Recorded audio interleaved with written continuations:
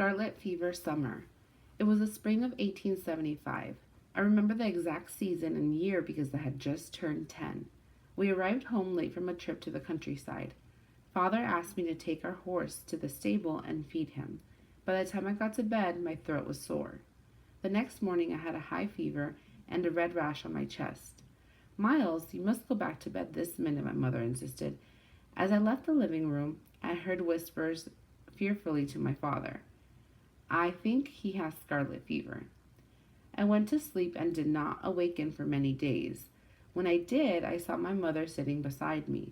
She was holding a cold compress to my head. He's opening his eyes, cried the hallowed angel.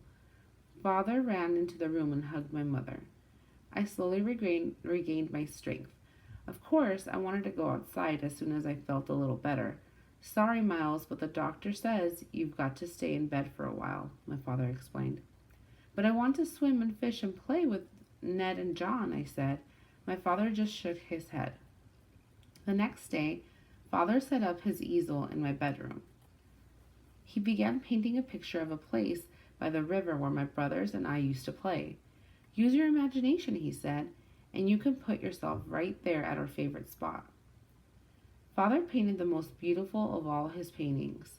Every tree, every current in the river, every cloud, and every inch of blue sky looked real. He painted 3 young boys enjoying themselves by the river, playing ball, swimming, and fishing. I imagined myself there with my brothers, shouting and laughing, and so the days passed. 60 years have now gone by since my scarlet fever summer. My father's paintings are no longer popular. Even his grandchildren and great-grandchildren have no interest in his work. Only I, his eldest son, hold them dear, especially the one that brought me back to health. Number 6.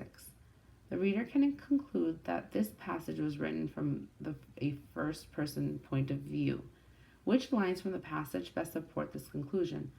Choose 2 answers. A. It was the first spring of 1875.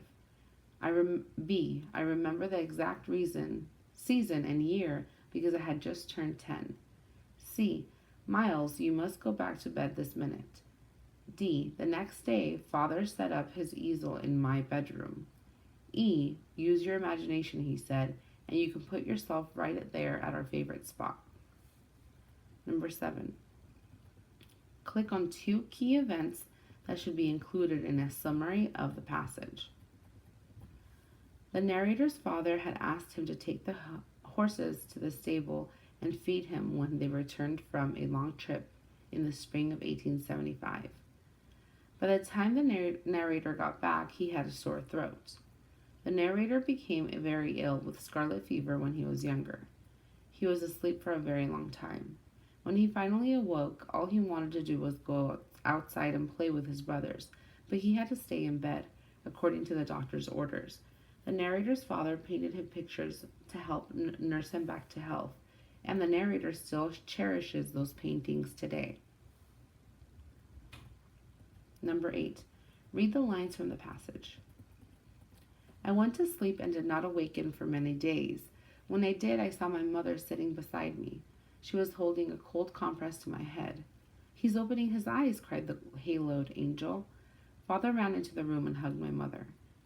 What is the meaning of the phrase haloed angel? A. There was an angel in the room because the narrator had nearly died. B. The narrator's mother looked like an angel. C. There was an angel with a halo in the room. D. The angel was the hero. Number 9. What happened after Miles opened his eyes?